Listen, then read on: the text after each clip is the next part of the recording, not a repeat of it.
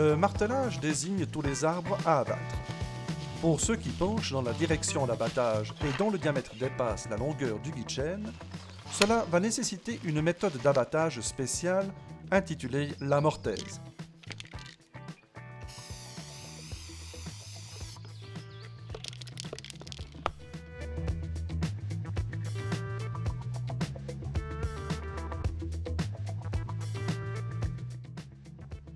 Pour cet arbre, la direction idéale d'abattage est imposée par son inclinaison.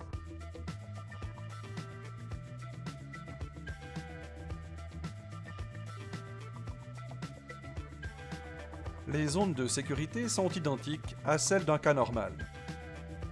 La limite arrière de la zone de chute est définie en fonction des risques provoqués par le pied de l'arbre. Rappelons que les mesures de sécurité se prennent toujours avant de commencer de scier. Du fait que le centre de gravité de cet arbre se trouve loin de son pied, il est facile d'imaginer les contraintes très importantes qui se trouvent dans la zone de la taille d'abattage. Deux forces opposées s'exercent, la tension et la compression. Lorsque le forestier bûcheron va exécuter l'entaille de direction ainsi que la taille en mortaise, il va augmenter ces deux contraintes. D'un côté, la charnière va se trouver sous pression. De l'autre côté, le bois restant est fortement sous tension. Pour comprendre comment les forces s'exercent au niveau de la souche, regardons la démonstration suivante. Ces deux forces peuvent varier considérablement en fonction de l'ampleur du porte-à-faux. Observez attentivement la zone de la charnière. Plus l'arbre penche vers l'avant, plus la compression est importante au niveau de la charnière. Elle peut atteindre des dizaines de tonnes. Attention, le risque de rupture de la charnière est important. À l'opposé de la charnière, une tension extrême agit sur le bois restant et les racines.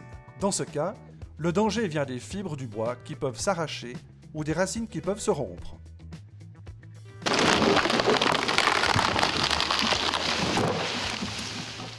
Voilà le résultat d'une mauvaise estimation du bois restant.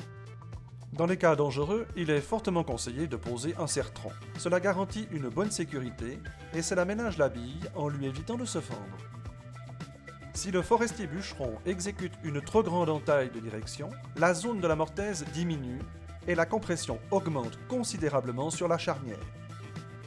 Cela implique que le rapport entre l'entaille de direction et la zone mortaisée doit se faire dans de bonnes proportions. Ceci pour éviter un affaissement de la charnière et le risque de coincer le guide-chêne.